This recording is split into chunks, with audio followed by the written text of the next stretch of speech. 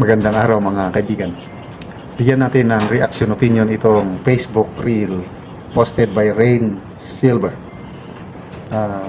Programa ni Ted Filon at ni DG Chacha sa radyo na kung saan hindi nila mapigilan tumawa sa kay DG Chacha, napaluha pa siya. Tumatawa na napaluha sa nangyari kay General Torre. Okay, pakinggan natin ito Nicanor Torre dyan sa... Nicolas! Si Nicolas! Si dating PNP Chief Nicolas Torre. Sa MMDA. Ano siya Ano ngayon? nga si dating PNP Chief doon? General Manager. General Manager. So, mas mataas siya kay Altes? Hindi. Mas mataas yung chairman. Okay, so... Pero mas mababa yan sa GPFP. Wait lang, para lang klaro. Oh, sige. Anong ginagawa ng General Manager? Hindi mas Mas chairman nagmamanage ka. Ng ano? General. Tama siya General siya. Kaya nga General Manager. Di ba General siya? Sa General Manager? Kaya nga. Oo. Kaya nga. Ano sabi Siguro niya? sa Presidente, bigyan natin ang posisyon to kasi sayang ang sweldo ng BBM dito. Una pa ginagawa. Naka-float yan dito. Anong bigyan natin? Anong maranggo niyan? General. Gawin mo General Manager.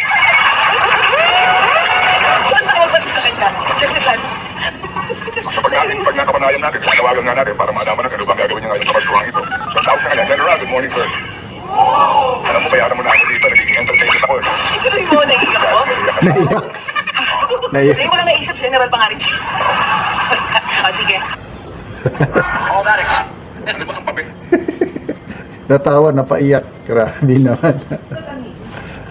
Ang hindi ko pa maklaro ngayon, paki-comment nga lang ano ba talaga si General Torre? Nag-resign na ba siya as a PNP Four-Star General? Tahimik eh. At yan ang pagkakaintindi ko silent na lang yung pagre-retire niya para matanggap niya yung posisyon as General Manager. Okay. Yung iba nagsasabi na promotion daw yun. Yung pagiging General Manager niya ng MMD dahil mas mataas ang sweldo ng General Manager MMD kumpara sa PNP Chief. Ang sweldo ng Four-Star General sa PNP is only 149,000. Ang sweldo ng General Manager sa MMD is 200 plus thousand. 208 ata o 203. So malayo nga naman yung sweldo. Mas mataas ang sweldo ng General Manager MMD. Ngayon, sa rank, diyan nagkakatalo. Ang rank ng PNP Chief is a Cabinet Secretary. Mataas.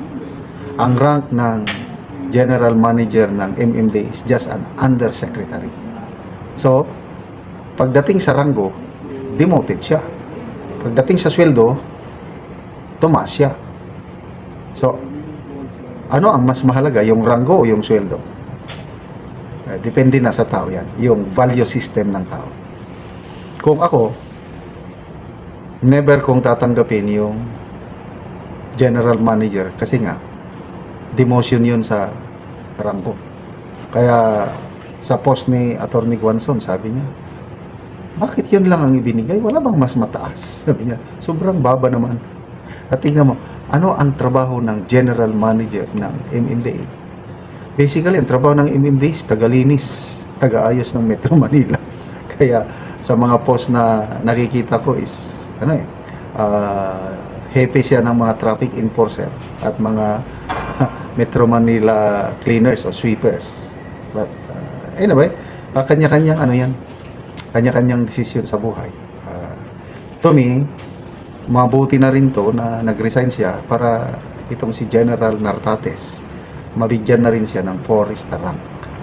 Kanya-kanya tayo ng pananaw. Ako, ang pananaw ko, okay ako kay General Nartates as PNP chief. Nung NCRPO commander pa siya sa regional director siya ng NCRPO. Maganda yung kanyang ginagawa. And to me, so far so good ang kapulisan natin yan. Hindi naman katulad nung dati na sunod-sunod ang mga abuso ng kapulisan. Ngayon, gumaganda na ang takbo ng ating kapulisan. So, good luck kay General Torre. At least, general pa rin siya. At ang sunod na tanong dyan is ang kanyang political career. Meron ba siyang plano na sumabak sa politika ngayong 2028? Kasi kinukonsider siya na sino ba yun? Si Richard Hidarian. Pwede daw siya na presidente or maging vice president. itinatandem siya kay Risa Hontiveros. So, ano sa tingin nyo? Kakandidato ba siyang senador? O ano? National position? Ako personal opinion ko lang ito.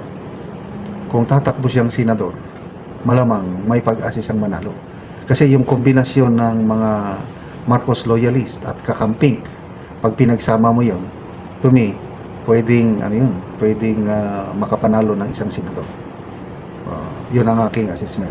Pag senador, pwede siya mananalo. Kasi maraming bumibilib sa kanya ng mga Marcos loyalist at mga kakamping. Ang galit naman sa kanya ang mga DDS. Problema lang, mas marami tayong DDS.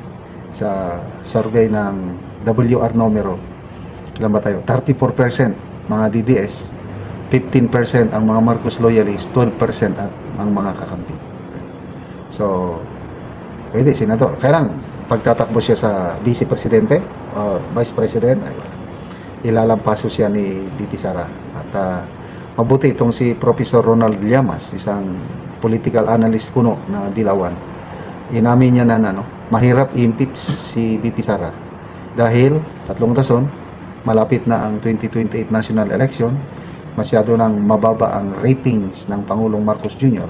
at napakahirap yung impeachment rules na promulgate ng Supreme Court, yung decision nila na 13-0. Okay, salamat mga kaibigan sa inyong pagsubaybay sa ating channel.